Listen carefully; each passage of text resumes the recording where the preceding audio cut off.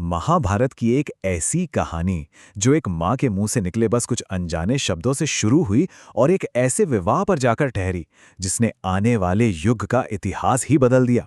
ये सिर्फ एक विवाह की नहीं बल्कि एक दिव्य वरदान की भी कहानी है। तो चलिए इस पूरी गुत्थी को परत दर परत समझते हैं। कहानी की शुरुआत होती है महारानी कुंती के इसी एक वाक्य से। उन्हें कोई अंदाजा नहीं था कि उनके बेटे भिक्षा में क्या मांग कर लाए हैं। उन्होंने बस अपनी रोज की आदत के हिसाब से कह दिया, और यही वो एक वाक्य था जिसने आने वाले कल की पूरी कहानी ही लिख दी। तो सवाल यही उठता है कि आखिर जबान से निकली एक छोटी सी बात एक ऐसे विवाह की वजह कैसे बन गई जिसने पूरे युग को एक नई दिशा दे दी। कैसे एक माँ के अनजाने में कहे गए शब्द एक ऐसी मुश्किल खड़ी कर सकते थे कि न तो उसे टाला जा सकता था और ना ही उसका पालन करना मुमकिन था। जरा सोचिए पांडवों की हालत। अपनी मां का आदेश सुनकर वो एक बहुत बड़े धर्म संकट में फंस गए। उन्होंने राजकुमारी द्रौपदी को स्वयंवर में जीता था, वो कोई चीज नहीं थी जिसे आपस में बांटा जा सके। उन्होंने अपनी मां को बताया था कि वो भिक्षा लाए हैं और अब वो अपने ही बुने जाल में बुरी तरह उलझ चुके थे। अच्छा, इस आदेश की उलझन को समझने के लिए हमें थोड़ा सा पीछे चलना होगा। उस स्वयंवर की सभा में जहां द्रौपदी के पिता राजा द्रुपद ने अपनी बेटी के लिए एक काबिल वर ढूंढने के लिए एक लगभग नामुमकिन शर्त रखी थी। उस सभा में एक से एक महारथी आए, बड़े बड़े राजा महाराजा, लेकिन कोई भी उस दिव्य धनुष की डोरी तक नहीं चढ़ा पाया। जब कर्ण आगे आए तो उन्हें द्रौपदी ने यह कहकर रोक दिया कि वो एक सूतपुत्र से विवाह नहीं करेंगी। और फिर ब्राह्मणों की भीड़ से एक नौजवान आगे आता है, धनुष उठाता है और घूमती हुई मछली की आंख में निशाना साध देता है। और ये ब्राह्मण कोई और नहीं बल्कि भेष बदलकर रह रहे अर्जुन थे। इस एक जीत ने सिर्फ द्रौपदी का हाथ अर्जुन को नहीं दिया बल्कि पूरी दुनिया के सामने ये ऐलान कर दिया कि पांडव, जिन्हें सब मरा हुआ समझ रहे थे, वो जिंदा हैं। अब जाहिर है ये बात वहां मौजूद बाकी राजकुमारों को हजम नहीं हुई। सब अपमानित महसूस कर रहे थे और सभा में युद्ध का माहौल बन गया। लेकिन तभी बीच में आए भगवान कृष्ण। उन्होंने सभी राजाओं को शांत किया और कहा कि अर्जुन ने शर्त जीतकर द्रौपदी को हासिल किया है और इसमें कुछ भी गलत नहीं है। उनके दखल ने एक बड़े खून खराबे को टाल दिया। चलिए अब वापस चलते हैं पांडवों की कुटिया में, जहां सभी भाई मां के उस एक आदेश की वजह से परेशान हैं। इस उलझन का हल किसी इंसान के पास नहीं था, इसका जवाब तो एक दैवीय रहस्य में छुपा था। सबसे पहले युधिष्ठिर ने अपनी मां को समझाया। उन्होंने कहा, मां, ये आपके शब्द नहीं थे, शायद ये तो खुद समय था जो आपके मुंह से बोला।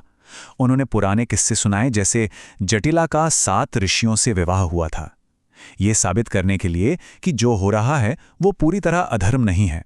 लेकिन इस पूरी पहेली का सबसे अहम टुकड़ा सामने लाए भगवान कृष्ण। उन्होंने वो राज खोला जो द्रौपदी के पिछले जन्म से जुड़ा था। उन्होंने बताया कि आज जो कुछ भी हो रहा है वो द्रौपदी के ही मांगे हुए एक वरदान का नतीजा है। वह यह था कि अपने पिछले जन्म में द्रौपदी ने भगवान शिव की तपस्या करके एक ऐसा पति मांगा था जिसमें दुनिया के 5 सबसे बेहतरीन गुणों, वो सत्यवादी हो, बहुत शक्तिशाली हो, सबसे बड़ा धनुर्धर हो, दुनिया में सबसे सुंदर हो और उसमें धैर्य का भंडार हो। तब भगवान शिव ने उन्हें समझाया था कि ये 5 गुण किसी एक इंसान में मिलना नामुमकिन है। और अब कृष्ण ने बताया कि कैसे 5 पांडव मिलकर उस एक वरदान को पूरा करते हैं। युधिष्ठिर, जो धर्म और सत्य के प्रतीक हैं। भीम, जिनकी शक्ति का कोई मुकाबला नहीं। अर्जुन, दुनिया के सबसे बड़े धनुर्धर। नकुल, जो सुंदरता में अद्वितीय हैं। और सहदेव, जो धैर्य की मिसाल हैं। कृष्ण ने यह भी साफ किया कि हाँ, ये द्रौपदी का भाग्य जरूर था, लेकिन ये कुंती की मानवीय भूल का नतीजा भी था। उन्होंने कुंती को चेताया कि एक मां होने का अधिकार उन्हें आंख बंद करके कोई भी आदेश देने की इजाजत नहीं देता। तो एक तरफ ये सब चल रहा था और दूसरी तरफ हस्तिनापुर के राजमहल में भूचाल आने वाला था। खबर पहुंच चुकी थी कि पांडव जिंदा हैं और अब राजा द्रुपद जैसे शक्तिशाली राजा के दामाद भी बन चुके हैं। जैसे ही विदुर ने दरबार में ये खबर सुनाई, राज्य में अलग अलग तरह की प्रतिक्रियाएं हुई।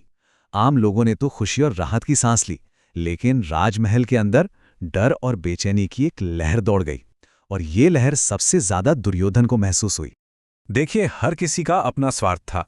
राजा धृतराष्ट्र ने ऊपर से तो कहा, ये तो बहुत अच्छी खबर है, पर असल में वो इसलिए खुश थे कि अब लाक्षागृह की साजिश का इल्जाम उन पर नहीं आएगा। पितामह भीष्म भविष्य देख सकते थे। वो समझ गए कि राष्ट्र अब एक ज्वालामुखी के मुहाने पर खड़ा है। और दुर्योधन, उसके लिए तो ये सीधी सीधी उसके सिंहासन पर दस्तक थी। दुर्योधन के अपने खेमे में भी दो अलग अलग राय थीं।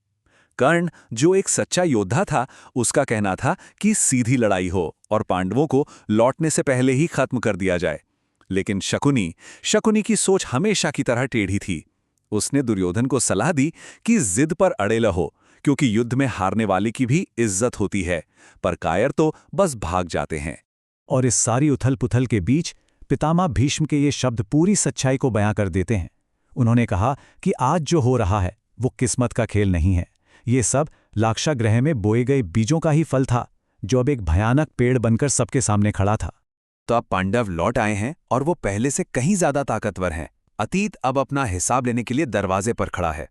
सवाल यह है कि अब आगे क्या होगा। हस्तिनापुर का भविष्य एक ऐसे मोड़ पर आ पहुंचा है जहां से आगे का रास्ता सिर्फ और सिर्फ एक महायुद्ध से होकर गुजरता था।